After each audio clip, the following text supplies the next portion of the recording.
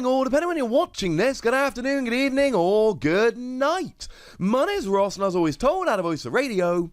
So today, we need to take a little bit of a look at the very first Arctovish card we've ever seen.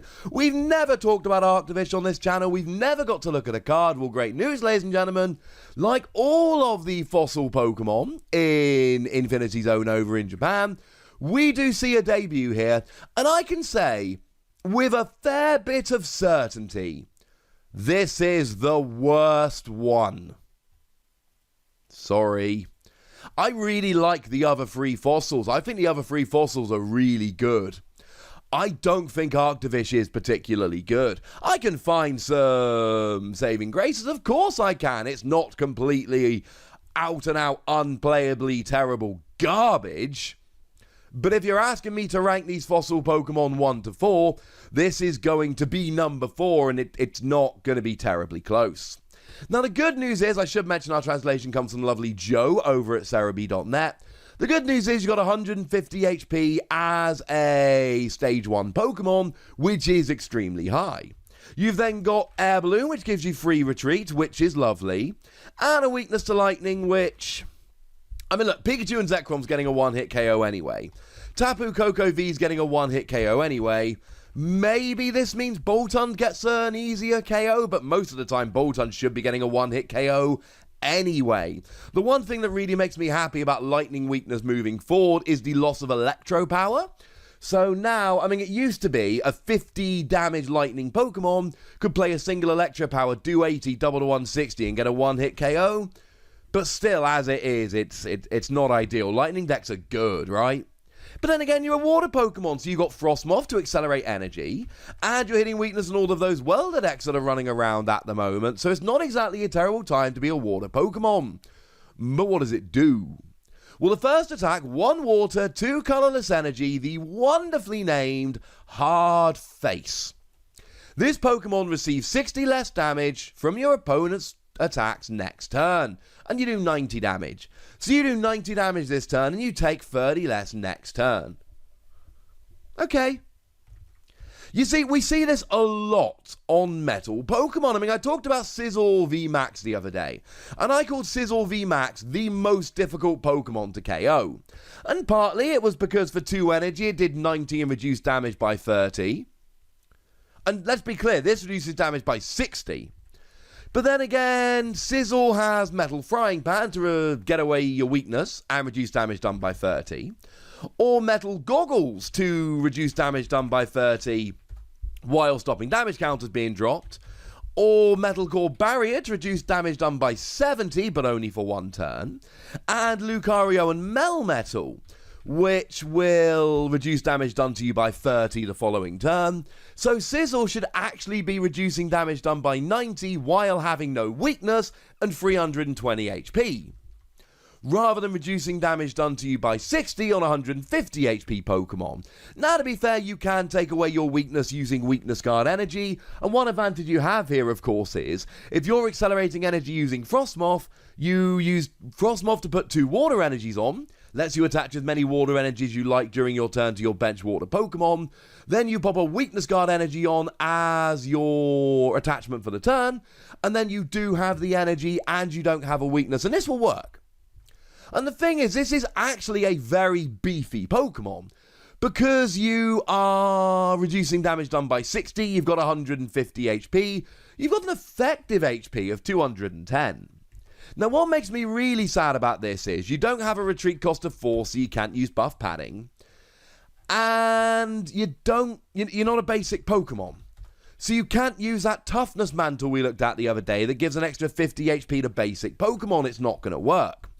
You can still use Giant Charm for what that's worth, and that'll give you an extra 30 HP, and I think... or Big Charm it got translated as over here. It was called Giant Charm really in Japan, but that's all translations. These things change. And then that'll help. And I think you probably would want to do that here.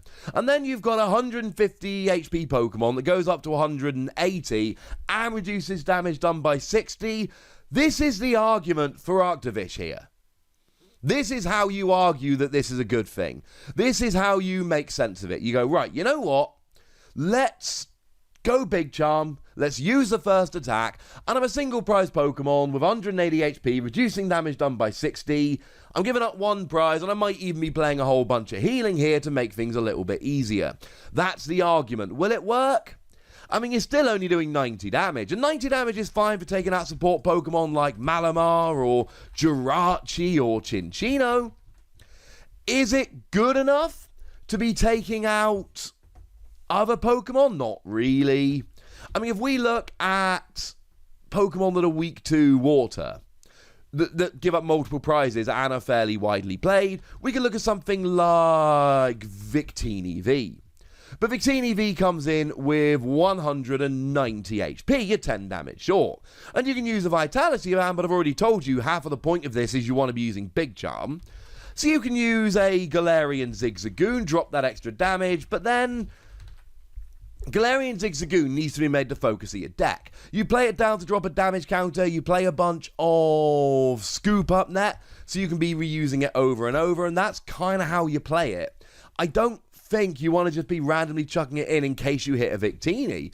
Then, of course, we've got Ninetales V with 200, so you can use Vitality Band, and again, you'll get a one-hit KO, but then you're giving up Big Charm. Or you can double Galarian Zigzagoon, but that's not exactly terribly likely. But having said that, there is a second attack, and actually, the more I think about it, I do quite like the second attack. Now, it is for 4 energy, but it does 130 damage plus sleep. Okay. Now, I've said many times, if you cannot get a one-hit KO, get a 2-hit KO with disruption. And that's what your goal should always be here. Either get a one-hit KO or get a 2-hit KO while disrupting them. And sleep works. And while you're sleeping, you might as well use Slumbering Forest, which says your opponent needs to flip 2 heads in order to wake up from sleep. Now, don't get me wrong, your opponent can replace Slumbering Forest and then they've only got to flip 1 head, but they cannot do that between your turn and theirs. So you put them to sleep, they've got a 75% chance of staying asleep, and then they can get rid of it and try waking up after their turn. But if they wake up after their turn, it's definitely too late. And let's not forget that about when this comes out, a skateboard is going to be rotating out. So they're not going to be able to retreat if they are asleep. They're actually going to be needing to switch. And maybe this will work. It is a very expensive attack, but you got Frostmoth to accelerate energy. You're an evolved Pokemon, so you can use triple acceleration energy. Bear in mind it will fall off at the end of your turn. And you're a single prize, you're a non-GX, non-V Pokemon, so you can use twin energy to pay 2 of the energy cost in one go. So I don't think you should be terribly worried about the attack cost. If this was a fighting Pokemon, more so. If it didn't have so much colorless and it wasn't a water Pokemon, maybe. But as a water Pokemon that can use all the special energy, I'm cool with it. And essentially the argument here is, look, I hit you for 130, you go to sleep, Slumbering Forest means you don't wake up, then it comes back to my turn, I hit you for 130 again, I get a KO and I'm winning the game. And that might work. That could work. Now, VMAXs will actually not be 2-hit KO'd by this, so you need to 3-hit KO them, which kind of sucks. But outside of VMAXs, you should be getting a 2-hit KO on basically anything you need to. It's a very different strategy. I feel like with Arctovish, you need to pick a side. Either you're going to be going, ha ha ha, you can't KO me, or you need to be going, ha ha ha, you're asleep, you can't wake up, and I'm just going to sit here 2-3-hit KOing you while you're asleep. But I do like having the option of both. And to be fair, you only really need to play Big Charm and Slumbering Forest. You can definitely put them in the same deck. Is it as good as Arctozolt that makes you take 2 damage every time you attach an energy to one of your Pokemon? No. Is it as good as Dracozolt that does 200 damage for 4 colorless energy? No. Is it as good as Dracovish, whereby if it's active, your opponent cannot play Pokemon from their hand to evolve their Pokemon? Definitely not. But is it a potentially viable Pokemon that could be fun in Frostmoth decks and could really frustrate your opponent and lead to some cheeky fun wins? Yes. Yes, it is. I am not saying that this is some kind of amazing powerhouse Pokemon, and I do think that it is comfortably the worst of the fossils. But I don't say that in it's terribly unplayable garbage. I say that as I actually really like all of the other fossils, and this one comes down as a, oh, that's quite fun. That could be a nice little rogue deck. It's not the same, ladies and gentlemen. It's not the same. I'm going to go ahead and give it 3 Wassies, because you know what? It's still a fun rogue deck. You can still sit there and tank. You can still sit there and put them to sleep, and it's still a lot of fun. But I'd like to know what you think. So let me know in the comment section. Go nuts, be nice. And then make sure you like this video, subscribe to this channel, follow me on Twitter at the Wassie, and Twitch for some live action at twitch.tv/PTCGRadio. If you want to support the channel, get some bonus podcasts and all that good stuff, head on over to patreon.com/PTCGRadio, where you can do exactly that. And please do make sure you're checking out youtube.com/WassiePlays, where you can find out about a whole bunch of games that don't have Pokemon in, but are pretty gosh darned good regardless. But by far the most important thing, as always, look after yourselves till next time, would ya? Thank you very much for watching. My name's Ross, and you've been watching PTCG Radio.